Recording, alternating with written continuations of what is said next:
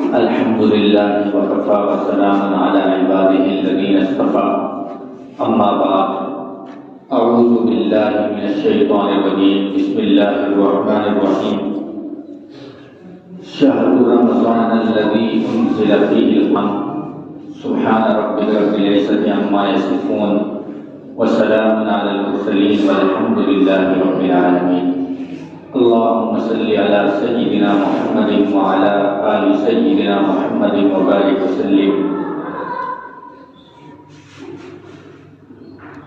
رمضان المبارک کا مہینہ اللہ تبارک و تعالی کی رحمتوں کا خزینہ ہے۔ اس کے مختلف نام ہیں۔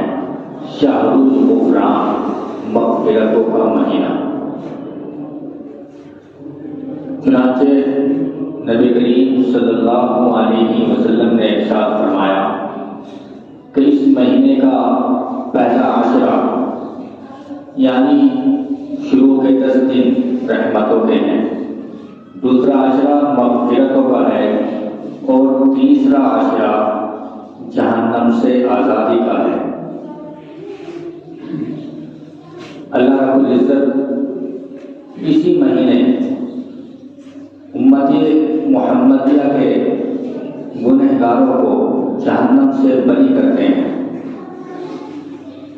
اس کی ابتدا کچھ اس طرح ہے کہ جیسے اللہ تبارک و تعالیٰ نے فرشتوں کو حکم دیا کہ آدم علیہ السلام کو سجدہ کرو، تو سب فرشتوں نے سجدہ کیا، ابلیس نے انکار کر دیا۔ جیسے ہی ابلیس نے انکار کیا تو اللہ تبارک و تعالیٰ نے اس کو اپنے دربار سے نکال دیا، کہا مردود میرے دربار سے نکل جا۔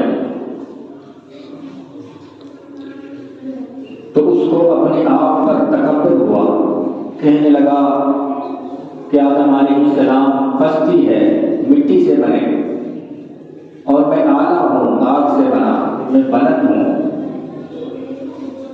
تو اللہ نے اس کو اپنے دربار سے نکال دیا۔ تو جیسے ہی اللہ نے اس کو اپنے دربار سے نکال دیا تو اس نے کہا اللہ آپ نے مجھے آدم علیہ السلام کو سجدہ نہ کرنے سے اپنے دربار سے نکال دیا، آپ مجھے مہلت دیجیے، میں ان کو بہکاؤں گا، برگلاؤں گا، میں اس کو ایسا بہکاؤں گا کہ آپ کی شکر گزاری نہیں کریں گے بلکہ اکثر آپ کے ناشکرے ہوں گے۔ تو اللہ تبارک و تعالیٰ نے اس کو مہلت دے دی، اور اتنی مہلت دی کہ انسان تجھے نظر آئے ہیں لیکن تو انسانوں کو نظر نہیں آئے گا، اور تیری اولاد انسانوں سے زیادہ بڑھے گی، ایک ایک آدمی کے پیچھے کئی کئی شیطان لگے ہوں گے، جیسا کہ آج کل لگ رہے ہیں، ہمیں نظر نہیں آتے۔ اور ایک مہلت یہ دی کہ تجھے نہ کھانے کی فکر نہ سونے کی فکر، بس رات دن اپنی مکاریوں میں لگا ہے۔ تو اس لیے شیطان ہر وقت مکاریوں میں لگا رہتا ہے، بہلاتا ہے، پھسلاتا ہے، بدلاتا ہے، گناہوں کی طرف لوگوں کو کھینچتا ہے، گناہ کے کام کراتا ہے۔ اس کے بعد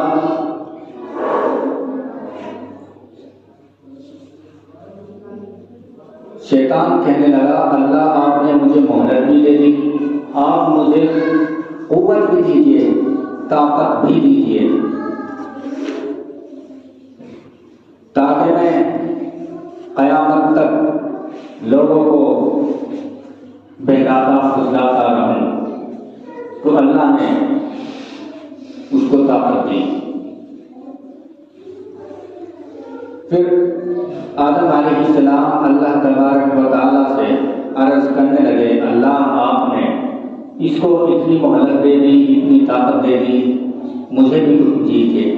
تو اللہ تبارک و تعالیٰ نے فرمایا میرے محبوب آدم علیہ السلام میں آپ کو صرف ایک چیز دے رہا ہوں کہ جو بندہ موت سے پہلے صرف ایک بار سچے دل سے پکی سچی توبہ کر لے گا ندامت کے ساتھ، شرمندگی کے ساتھ، میں اس کے پچھلے تمام گناہ معاف کر دوں گا۔ یہ اللہ تبارک و تعالیٰ نے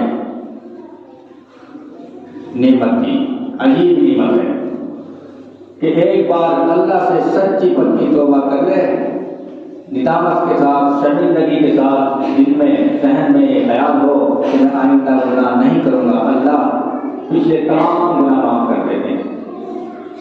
اللہ خود کہہ رہے ہیں۔ تو اسی لیے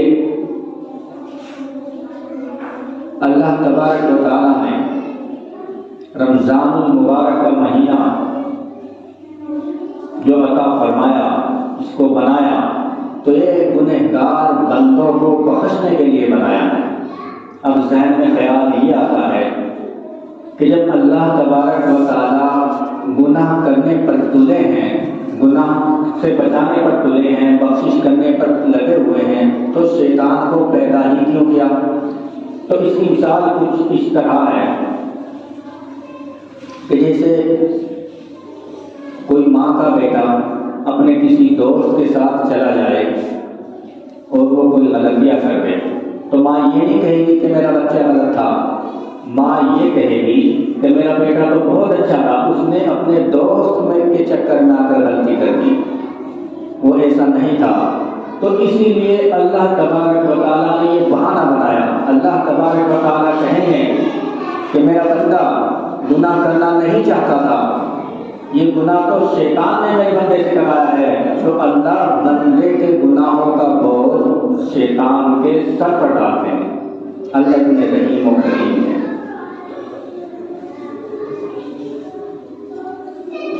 پھر ایک بات ذہن میں یہ آتی ہے،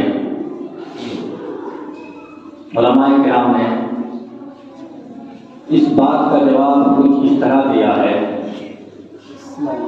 کہ رمضان المبارک میں اللہ تبارک و تعالیٰ جبرائیل علیہ السلام کو کہتے ہیں کہ جاؤ بڑے بڑے شیطانوں کو قید کر دو، ان کو باندھ دو تاکہ میرے بندے گناہوں سے بچ جائے۔